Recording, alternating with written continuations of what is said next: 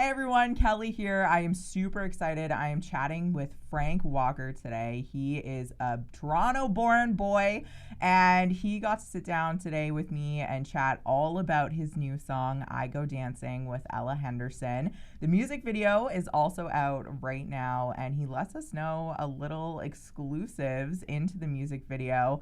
Also asked him some pretty funny rapid fire questions. Find out what Disney character he would want to be and what is his go-to easy dinner to make. Fantastic. So I want to start off because of a lot of our fresh listeners. I want them to get to know you. And so I want to start off with when you were first introduced into dance music. Ooh, that's a good one. I think I really got into it when I've always been a fan of it, like dance music and music my whole life growing up. Never really thought anything would come from it. Then when I went to university at Laurier, I started DJing some house parties for fun. I was on the rugby team. Our team was not particularly good, so I stopped playing rugby and kept DJing more. And then kind of the hobby grew into more of like a full-time job. I started to learn how to produce, started to teach myself more instruments kind of through YouTube. I'd always been around piano and guitar growing up, but never really took it seriously. So kind of became self-taught on the production side, the piano side, the guitar side. And kind of really fell in love with dance music. It's kind of when like Avicii was blowing up and you had like Swedish House Mafia really blowing up. So it was really inspiring as an artist to be kind of getting into the scene around that time. That's Yeah. really cool. Yeah. So it didn't happen on purpose. There was no real plan. I kind of just accidentally started DJing and now it's my life. So I understand that your mom may have given you a little nudge to get things started sooner rather than later. Yeah, so I guess it kind of ties back to the Laurier story. I graduated with my business degree, was still growing as a DJ, playing on weekends, and kind of didn't know if I wanted to go that way full time. Obviously, it's a little bit of like a scary thing to leave a full time job to go be like, hey, I'm going to become a musician. But my mom was a big fan of mine. She kind of gave me the nudge to be like, she's like, you can't become a DJ when you're 40. You got to do it while you're young. So she kind of pushed me to take that step and really give it a shot. Yeah, I'm happy she did. Absolutely. Go mom. Yay. Yeah. In your earlier days, you were playing bars and clubs. My understanding is near Toronto. Yeah. So what led to your big break? So I was at the point where I was playing all through Ontario. A bunch of my friends were booking events through Ontario. I've actually played in Peterborough before, like years and years ago. And then kind of like, as I was kind of growing, I'm like, okay, I need to take the next step. Like, what do I do as the next step? I've been releasing music on my own, kind of running my own little like kind of label for myself to get music out there, self-booking, kind of doing everything on my own. And if I really wanted to take to that next step, I'm like, okay, like I need to build a proper team. So kind of through some family friends, I met my manager, Miles Shear, who's based out of Miami. At the time, he just had Kygo, was looking to build out his artist repertoire. So flew down to Miami for a meeting, kind of talked about what kind of music I was into, the way I saw my project going, and kind of what next steps we would take. And yeah, it went really well. It was on a Wednesday. I flew back to Toronto on a Thursday. Then I think he thought I was still down in Miami. So he's like, hey, like, we're all going up to this big Halloween thing up, like, essentially their version of Canada's Wonderland near Miami. They're all driving up to Orlando. He's like, I'd love to see if we get along as friends. You should come along with us. Not knowing that I already flew back to Canada. So like Friday morning, I'll hop back on a plane, fly down, kind of hung out with them all weekend. Then on Monday, he sent over a contract to take next steps and start releasing music with him and touring more outside of Canada. It was a bit of a whirlwind, but it turned out good. That is an incredible story, honestly. So here on Fresh, we have been playing I Go Dancing. Absolutely. It is so good.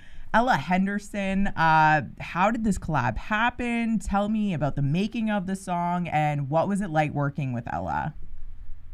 So yeah, I've been a big fan of Ella's for a long time. She's obviously got an incredible voice on I Go Dancing and on a bunch of other records. She just kills it every time. And kind of back to that Kygo connection I just spoke about, she did a track with Kygo years ago for his first album, Cloud9.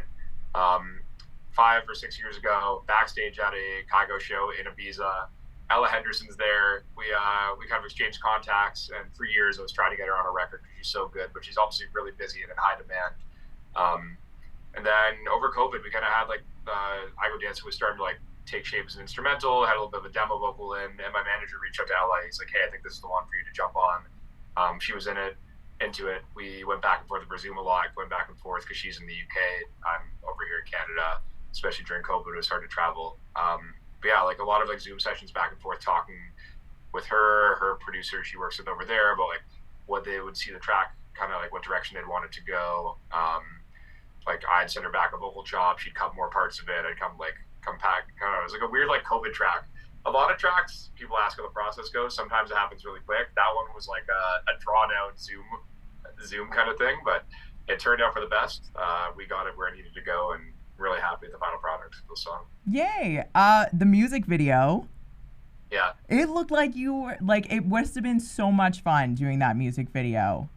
It was scary. It was my first time. Like I've been in my music videos before, but like I've never acted before. Like that's the first time I've had like talking parts. Yeah, we're trying to build a cooler, like bigger project where it's not just like a single music video. So at the end, you may have heard it teased my next single, "Waiting," a little bit, that we just put out a few weeks ago with Stephen Puth. So that storyline is not over in that music video. So we're gonna kind of try to draw it out to a few different video projects that kind of all tie together and have a storyline that flows through. And who knows where that project's gonna go? But it's kind of like I was at the point where I'm like, how do I take this project next level? Like I'm working on my first album.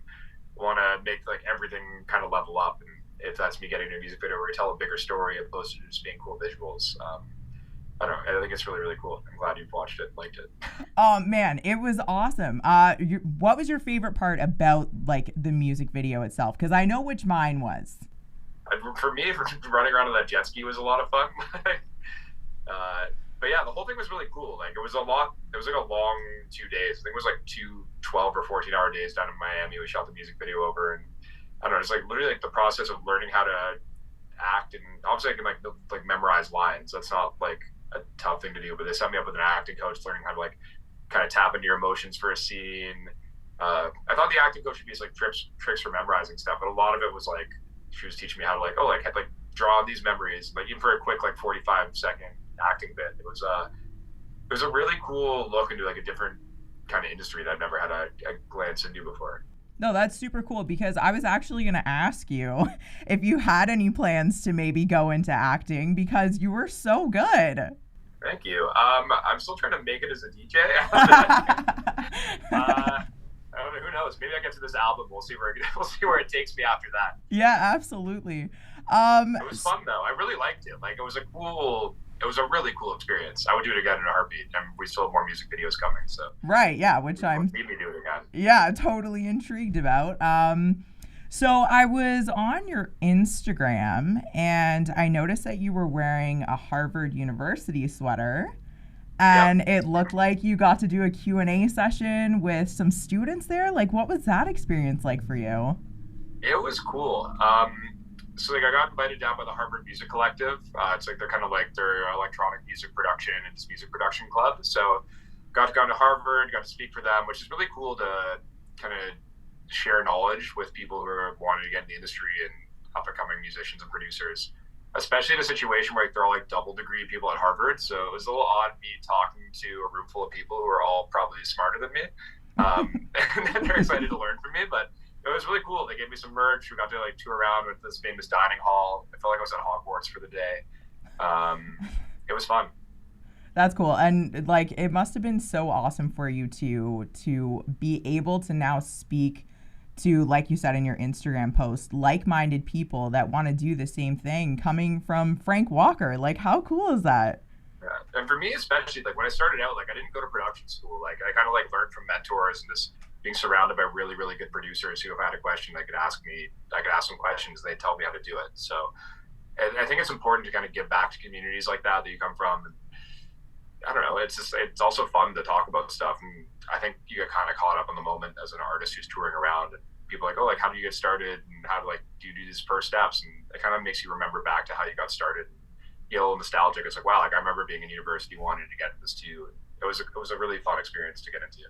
Oh, that's so awesome. So 2023, I also saw on your Instagram, you've already performed 23 shows. Really cool video, by the way. Loved the mashup of them all. That was accidental, by the way. Like we didn't plan it to be 23 shows. It just happened to be that 23 shows got us at the Ultra, my first kind of break for the year. So it's like, why don't we do 23 shows in 23 seconds for 2023? That's perfect. Stuff's just lining up. It's been making sense. Yeah, right? So what does 2023 have in store for you? Are there any moments you're excited for? Any things that are upcoming? Like what is going on in your world this year?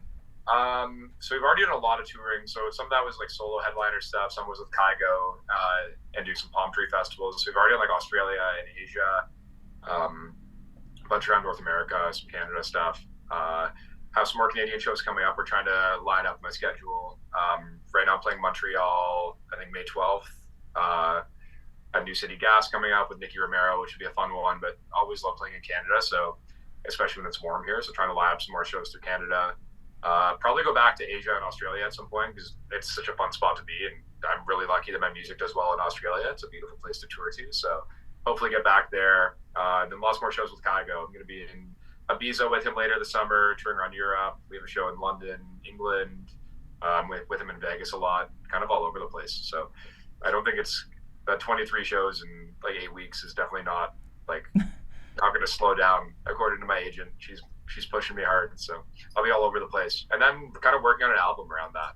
I Go Dancing is the lead single off that, my first ever album. Hopefully drop that in the fall at some point. So excited for that. But it's also scary. It's like I've never done a full album before. Singles are easy. You get one single done and you kind of think through it, get it out. It's like, how do I make 13 of these all flow together and have moments where it's not just like, hey, I'm just like, is this good for radio? It's like I gotta do stuff for myself and get creative and kind of put myself out there. So looking forward to it. That's awesome. That's so exciting for you. Thank you. Do you have a couple minutes for some rapid fire questions? For sure. Okay, awesome. So I'm curious to know, what is your go-to lazy dinner? If I'm making it myself or ordering in. Easy thing to make for myself. I love making grilled cheese, but like a nice, like really high end one, like good like sourdough bread, a couple different kinds of cheese on there. Little sneaky trick of a mayo on the outside instead of butter, it crisps up even more. It's technically eggs, so it gets crispy. That's my go-to like cheesy, or not cheesy, like cheat meal. It is cheesy though, I guess. Cheat meal if I'm like gonna be lazy and just make myself something fast. I like that answer. Are we doing any sort of like bacon or anything in it, or just? Sometimes bacon, if I have it sitting around the house. It's Okay. good. You gotta spice it up a little bit. Okay. If you had to be any Disney character, who would you be and why? I don't know why, but Goofy jumps to the top of my head just as you said that. I don't want to be Goofy, but maybe. I'd like to say like Hercules or something from that movie, but That's so, go from Goofy to Hercules. I don't know why. So happy I Move on asked from you that that. one. Next question. Have you ever had any nicknames?